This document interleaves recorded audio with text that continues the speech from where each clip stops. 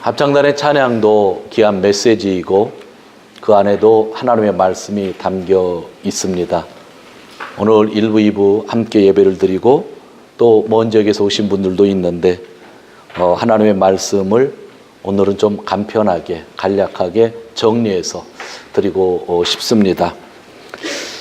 사도들의 오직 말씀, 지난주 말씀이죠. 오직 기도 사역에 협력했던 집사들 가운데 스데반이라고 하는 사람이 있었습니다. 그도 성령이 충만해서 백성들 가운데 큰 기적을 일으키고 있었습니다. 이를 시기한 일부의 사람들이 스데반을 공회로 끌고 갔고 스데반은 공회 앞에서 하나님 말씀을 증거했고 결국에는 사람들에게 미움을 받아 끌려나가 죽임을 당했습니다. 그날 예루살렘 교회에 큰 박해가 일어났고 사도들 외에는 모두 유대 지방과 사마리아 지방으로 흩어졌습니다. 이때 박해에 가장 앞장섰던 사람, 오늘 성경에는 사울이라고 나오지만 뒤에는 바울이란 이름으로 나오는 그 사람입니다. 성경을 보면 바울은 교회를 없애려고 날뛰고 다녔다고 기록하고 있습니다. 그런데 오늘 읽은 4절에 보면 흩어진 사람들은 두루 다니면서 하나님의 말씀을 증거했다고 합니다. 몇 주간 우리는 사도행전을 계속 살펴보면서 그 공동체가 얼마나 좋은 공동체였는지 잘 알게 되었습니다. 그런데 오늘 그 공동체가 전부 흩어졌다고 이야기를 하는 것입니다. 그런데 박해를 받아 죽을 것 같았던 교회가 박해를 통하여 더더욱 성장하게 되었다는 말씀이기도 합니다. 그리고 이때 전해진 말씀이 약 2000년이라는 시간을 거쳐 우리 교회에도 전해지게 되었다고 하는 것, 그것은 정말 놀라운 일입니다. 예루살렘 교회가 죽은 것 같았지만 성경을 보면 안디옥 교회가 부흥했고 요한계시록에 소개되는 소아시아의 7교회가 역사에서 사라진 것 같으나 지금 이 일본 땅에서 동경 기독교회 이름으로 계속 시작되고 있습니다. 예수님에 의해 교회가 세워지고 지금까지 한 번도 교회가 없어진 적은 없습니다. 지역교회가 모였다가 또 흩어졌다 할지라도 교회는 계속 존재하고 있습니다. 그리고 2000년 동안 교회는 계속 성장하고 있습니다. 사랑하는 성도 여러분, 교회가 흩어질 수는 있지만 교회가 사라진 것은 아닙니다. 그 공동체의 사람들이 흩어져 또 다른 교회를 이루어 갔기 때문입니다. 그래서 교회는 하나라고 우리는 믿고 있는 것입니다. 예루살렘 교회와 안디옥 교회와 에베소 교회와 여러분들이 세례를 받으신 교회와 우리 교회, 성경은 하나라고 합니다. 왜냐하면 그리스도를 머리로 하고 있고 우리는 지체이기 때문입니다. 2000년 동안 교회는 문을 닫은 적이 한 번도 없습니다. AD 325년 제1차 니케 공의회에서 채택된 니케아 신조를 보면 뒷부분에 이렇게 쓰여져 있습니다. 우리는 하나이고 거룩하며 보편적인 사도적 교회를 믿습니다. 그렇게 쓰여져 있습니다. 지난번에 저는 교회의 거룩에 대해서 이야기했는데 오늘은 교회가 하나라고 이야기하고 있는 겁니다. 다시 설명을 드립니다. 어떤 지역의 공동체가 없어진 것처럼 보여도 교회는 한 번도 문을 닫은 적이 없습니다. 교회는 계속 성장해 왔습니다. 그것이 가능한 것은 모든 교회는 하나, 즉 단일성, 통일성을 가지고 있기 때문입니다. 가끔 우리가 목사님들의 설교를 듣다 보면 교회는 통일성을 가지고 있습니다 얘기하는 의미가 이런 의미입니다. 예루살렘 교회는 없어졌고 안디옥 교회가 없어졌고 에베소 교회가 없어졌다고 하지만 오늘날 교회는 사실 없어지지 않았죠. 왜냐하면 교회의 머리는 예수님이고 흩어져 있는 모든 사람들은 그 몸의 지체이기 때문입니다. 오늘은 우리 교회 창립 90주년을 맞이하는 주일입니다. 창립을 기억하며 예배를 드리고 있는데 또 아너스 카펠라 합창단이 함께 해주셔서 얼마나 감사한지 모릅니다. 제가 교회 창립을 기억하길 원하는 것은 단순히 교회의 나이를 자랑하기 위함이 아닙니다. 조금 전에 이야기했듯이 교회는 단일성을 가지고 있기에 우리 공동체가 사라진다고 해서 교회가 없어지는 것은 아닙니다. 그러기에 우리 공동체를 다른 공동체와 비교하라고 하는 생각도 전혀 가지고 있지 않습니다. 물론 동경 기독교의 이름을 100년, 200년 지키기 위함도 아닙니다. 우리 교회 이름이 처음에 동경 성결교회였습니다. 재건돼서는 동경 신죽교회라고 했고 지금은 동경 기독교회로 이름이 바뀌어 왔습니다. 언젠가 또 이름이 바뀔지 모릅니다. 우리의 형제였던 동경 성교교회는 지금 이 세상에 존재하지도 않습니다. 또 우리도 사라질지 모릅니다. 그러나 교회가 문을 닫을 수는 없습니다. 교회는 흩어져도 그 머리는 예수님이시고 지체가 우리들이기 때문입니다. 오늘 창립 기념 예배를 이렇게 드리는 것은 이런 기념을 통해서 저는 교회가 무엇인지 다시 한번 생각해 보기를 원하는 것입니다. 먼저 저희 교회 창립 기념 예배이기 때문에 저희 공동체에 함께한 역사를 잠시 살펴보려고 합니다. 일본의 개신교 선교사가 처음 입국한 것은 1859년입니다. 물론 오키나와는 그보다 몇 년 전에 선교사가 상륙하기는 했지만 요즘 대체적으로 1859년이 개신교 선교사들이 상륙한 해라고 이야기를 하고 있습니다. 그로부터 26년 후 1885년 2월 한국으로 향하던 아펜잘라와 언더우드 선교사가 요코하마 항에 들어오게 됩니다. 그리고 이수정이라고 하는 조선 사람에게 조선어를 배우고 이수정이 번역한 성경책을 가지고 한국 인천항으로 들어가게 되죠. 이수정이란 사람은 일본에서 최초로 세례를 받은 사람입니다. 일본의 일본 기독교단, 지금도 미나토쿠에 가면 있는데 시박교회에서 그는 세례를 1883년 4월 29일 날 받았습니다. 일본인 목사에게 최초로 세례받은 사람이 한국인 중에 최초로 세례받은 사람이 이수정이라는 사람이었습니다. 1906년에 동경에 조선 YMCA가 설립이 됩니다. 유학생들을 중심으로 YMCA에서 예배를 드리다가 목회자 없기 때문에 한국 장로교회 본부에 목회자를 보내달라고 하죠. 그래서 처음 목회자가 옵니다. 그리고 장로교회가 감리교회가 연합교회로서 동경에 교회를 세우게 되죠. 그 교회가 우리 옆 이웃교회 이다바시에 있는 동경교회고 조금 있다가 아펠라 합창단이 가서 공연을 하게 될 교회입니다. 그 교회가 일본에서 한인교회 제1호입니다.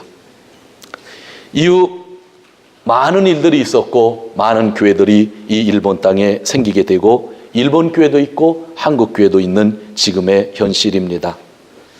저희 교회가 1927년에 동경에서 성결교회로서 시작을 하는데 동경상서학원 일본 신학교를 나온 한국인이 동경에 개척을 하게 됩니다. 지금의 토시마쿠 다카다초입니다. 제가 알기로는 아마 지금 김범준 집사님이 살고 있는 집에서 제일 가까운 지역에 90년 전에 저희 교회가 세워졌던 곳이 될 것입니다. 한국에서 일본으로 건너온 사람들이 많았는데 해방되기 전 1945년에는 200만 명의 한국 사람, 조선인들이 일본 땅에 오게 되죠. 놀라운 것은 전 인구의 10%가 일본 땅에서 살았다고 하는 것입니다. 해방과 함께 130만 명이 돌아가고 한 70만 정도가 일본에 남았었다고 합니다. 그런 과정 속에서 저희 교회는 일본 정부에 의해서 강제로 폐쇄가 되게 되고 해방 이후에 교회를 재건할 수가 없다가 1972년에 3월 6일에 저희 교회를 재건했었습니다. 1965년 한국, 일본 국교 정상화 이후에 일본에 뉴커머가 들어오게 됩니다. 1988년 해외 자유화 이후에, 여행 자유화 이후에 일본 땅에 더 많은 뉴커머들이 들어와서 정착을 하게 되죠. 저희 교회가 처음에는 제1동포에 관심이 있었고 80년대 초에는 세례 받으신 분들, 일본인들이 많이 있었고 지금 그때 세례 받으신 일본인들이 이 자리에 앉아 계십니다. 90년대에 저희 교회는 주재원들이 90% 이상이 되는 주재원 중심의 교회였고 2000년 중반까지 계속 주재원들이 많았습니다. 얼마 전에는 유학생들도 참 많이 모였습니다. 2011년 이후 지난 몇 년의 과정을 겪으며 지금은 자연스럽게 뉴커머 중심의 교회로 재편되게 되었습니다. 저희 교회는 현재 일본인, 특별영주자, 유학생, 주재원보다 대부분이 뉴커머입니다. 80%가 뉴커머입니다. 10%가 일본인입니다. 우리는 그대로 20년, 30년 이 자리에 있었지만 사실은 구성원이 확 변한 건 아닙니다. 이 자리에 있는 분들 대부분이 20년, 30년 다니신 분들도 많이 있기 때문입니다. 그래서 제가 확 변했다고 이야기하면 이해가 안 되기도 할 겁니다. 우리 교회는 사실 완전히 변한 교회 몇 년간, 그래서 지금 우리가 이 자리에 앉아 있는 겁니다. 어떤 부부가 결혼을 합니다. 자녀를 낳습니다. 자녀가 성장하여서 대학을 나오고 취직을 합니다. 근데 자녀가 결혼할 때가 되어서 결혼을 하고 배우자를 데리고 집에 들어와서 잠시 삽니다. 임대료를 아끼려고. 그리고 자식을 낳는데 좀 좁으니까 자녀들이 나가겠다고 합니다. 나가게 되죠.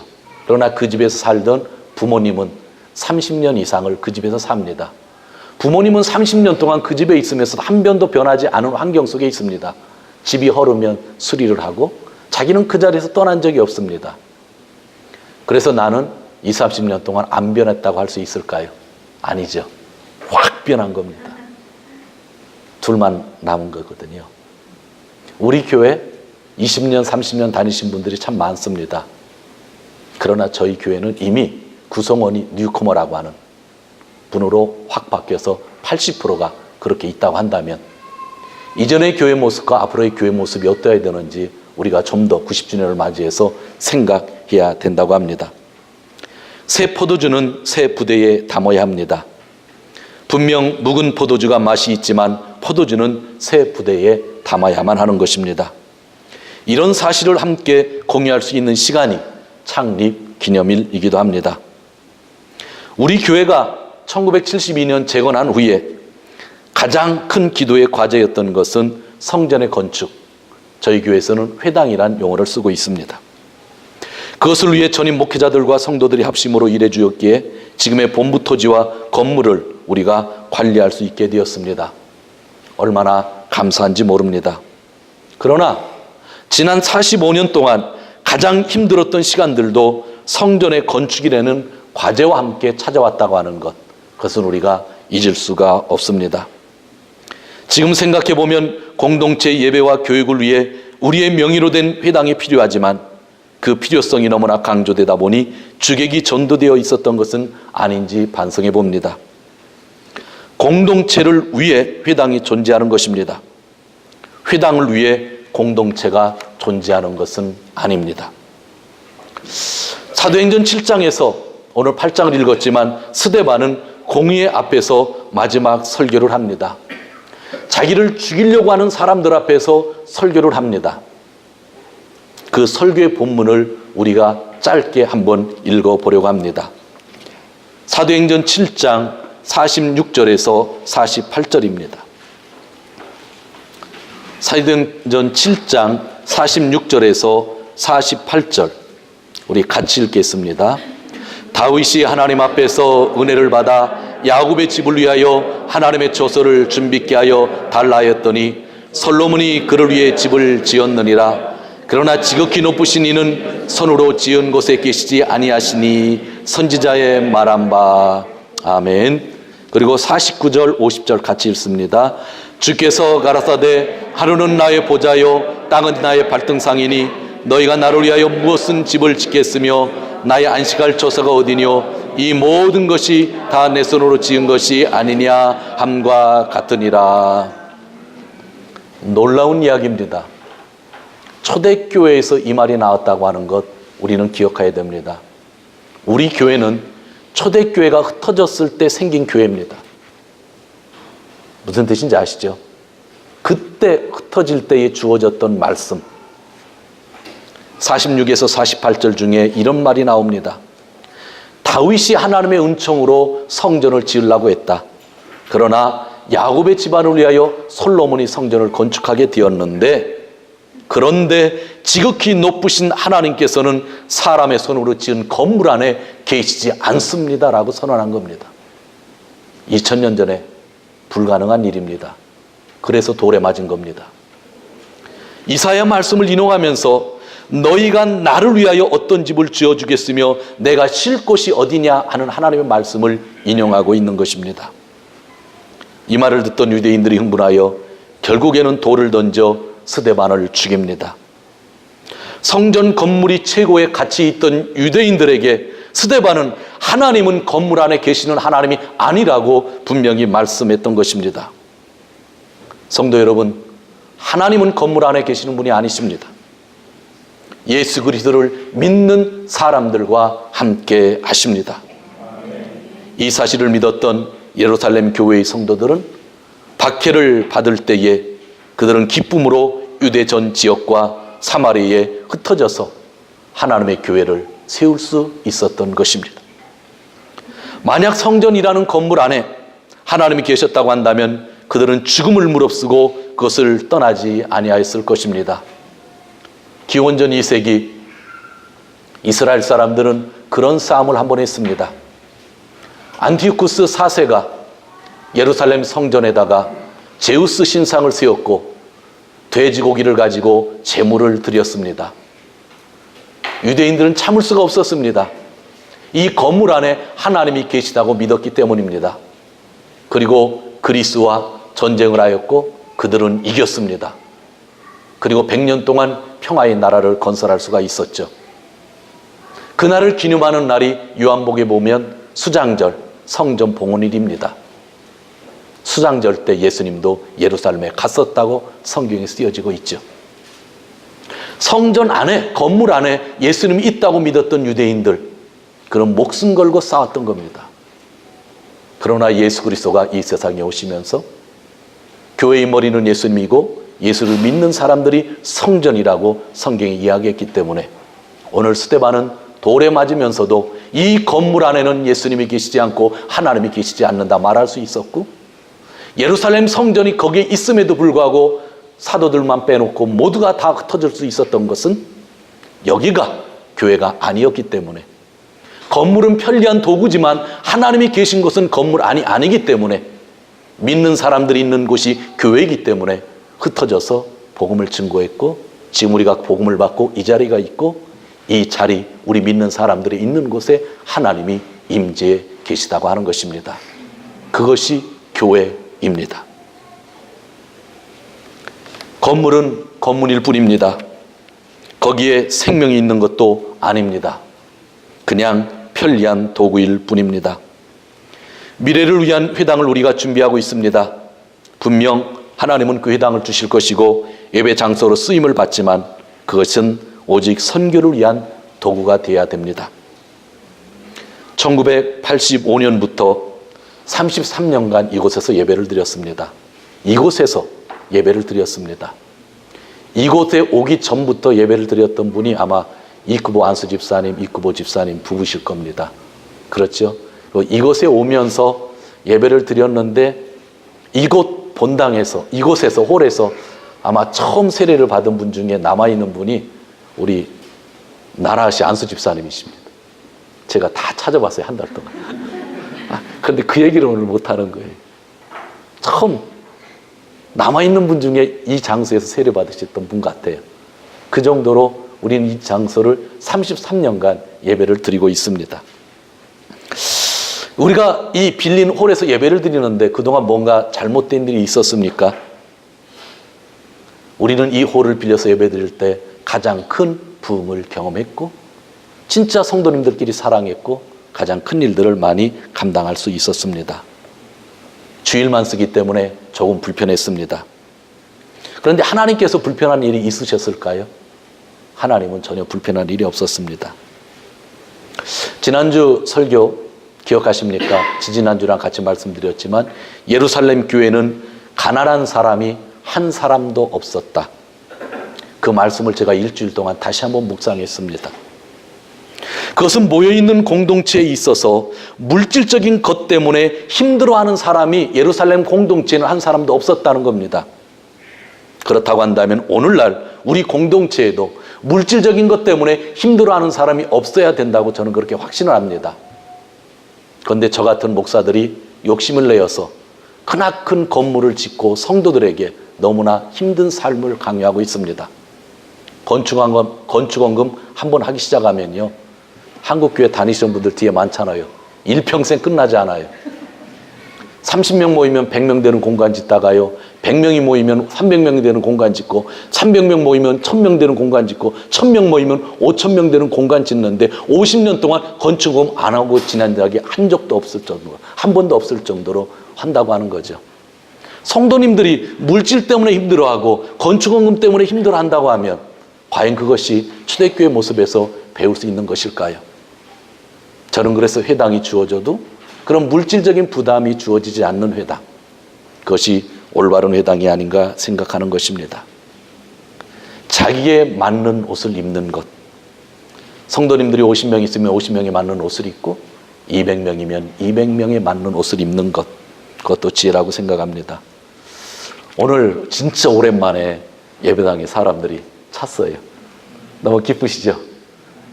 우리 성가대 찬양대 찬양하셨는데 늘 이 정도만 오시면 찬양을 만나시겠죠. 지금 몇 년 만입니다. 이렇게 좀 차는 게. 저는 이렇게 찬 걸 처음 봐요. 제가 우리 교회 온 지 1년 반밖에 안 됐으니까. 여기 사람들이 가득 차면 어떻게 할까? 걱정할 거 없잖아요. 교회 머리는 예수님이고 모두가 지체니까 다른 빈 교회 가시면 되잖아요. 교회가 하나잖아요. 교회가 하나이기 때문에 합창단 여러분들이 우리 교회에서 예배 드리는 거예요. 그죠? 교회가 하나가 아니면 한국에서 절대로 주일날 떠나올 수가 없는 거예요.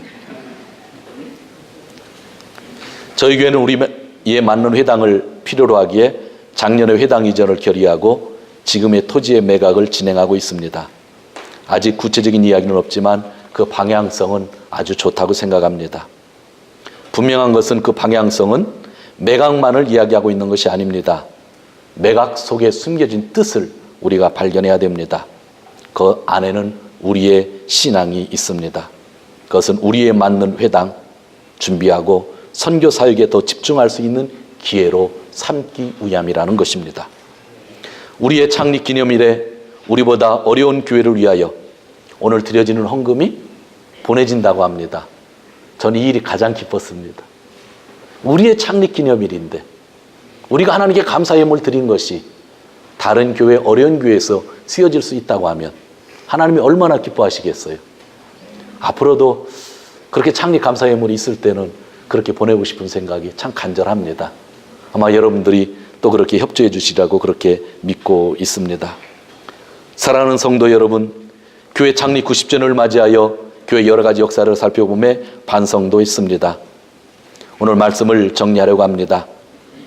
이제 남은 과제는 우리가 함께 짐을 지고 가야 합니다. 과제를 무책임하게 버려둘 수는 없습니다. 제가 오늘 여러분들에게 전달하고 싶은 내용은 이것입니다. 회당 건축에 대한 과제를 창립 100년이 오기 전에 우리가 정리하여 새로운 세대가 마음껏 일할 수 있는 교회를 만들고 싶다고 하는 것입니다. 우리가 사용할 회당이 아니라 앞으로 구원받을 사람들이 사용할 회당, 우리의 자녀들이, 우리의 손자들이 사용할 회당을 준비하여 하나님께 영광을 돌리자는 것입니다. 저는 설교의 처음에 창립 기념을 통하여 교회가 무엇인지를 또 배우기를 원한다고 했습니다. 교회는 하나님의 백성, 하나님의 가족입니다. 우리 모두가 형제 자매라고 할 수 있는 것은 바로 하나님의 백성이 교회이기 때문입니다. 그리고 하나님의 백성에 있어서 하나님은 우리의 왕이 되시고 우리 가족이라고 한데 호주는 하나님이 되시기 때문에 그래서 교회의 주인은 하나님이라고 강조하는 겁니다. 교회는 그리스도의 몸이라고 이야기합니다. 그리스도는 우리의 머리고 우리는 지체입니다. 그러므로 그리스도에게 떨어질 수가 없죠. 그래서 우리의 신앙의 롤 모델은 늘 예수님이십니다. 교회는 성령의 집, 성령의 전이라고 합니다. 우리는 죄사함을 받은 거룩한 사람들입니다. 우리 안에 성령이 거하신다고 하시니 성령이 우리 안에서 친히 일하셔야만 하는 것입니다. 우리는 건물을 세우는 사람들이 아니라 복음을 증거하는 선교사라는 믿음을 가져야 합니다. 정말 내가 죽기 전에 한 사람이라도 세례를 받게 하겠다는 믿음이 오늘 우리에게 필요합니다. 우리는 꼭 한 사람이라도 전도했으면 합니다. 그가 제사함의 세례를 받도록 해야 할 것입니다. 앞으로 100주년을 맞이하는 10년의 시간이 남았는데 저는 잘 정리할 겁니다. 그리고 제가 목회하면서 좀 미워할 사람을 10년 동안 만들까 생각합니다. 진짜 미워할 겁니다. 10년 동안 한 사람도 전도하는 사람은 제가 교회에서 이짐해 할 겁니다. 빨리빨리 좀 하자고요. 하늘나라 갔는데 이전에 전도하신 분들 많이 계시잖아요. 그거 다 놔두고 오늘부터 100년을 맞이하면서 진짜 우리가 한 사람이라도 전도해서 그분이 제사함의 세례를 받게 한다고 하면 하나님이 얼마나 기뻐하실까요? 할 수 있겠죠? 저희 교회 성도님들. 제가 한번 물어보겠습니다. 하실 수 있는 분들만 아멘 하시기 바랍니다. 아멘 안 하신 분이 있으면 한번 손 들어보세요. 저도 하고 싶어요. 그리고 진짜예요. 이 일이 가장 중요해요. 건물 짓는 것도 다 이런 일을 위한 것 아니겠어요? 그죠? 박해를 받으면서 흩어졌던 사람들이 전도를 했다는 거예요. 90년 나이를 자랑하는 것이 아니라 100년을 그냥 나이로서 채우려고 하는 것이 아니라 한 사람이라도 전도했으면 좋겠다. 못할 수 있을까요? 전 할 수 있을 것 같아요. 해야만 돼요. 그게 우리의 과제예요. 그래서 하늘나라 갔을 때 우리가 부끄러우지 않을 수 있는 겁니다. 사랑하는 성도 여러분, 지난 시절 아픔까지도 감사하며 미래를 향하여 나아가시는 귀한 교회 되시기를 주님의 이름으로 축원드립니다.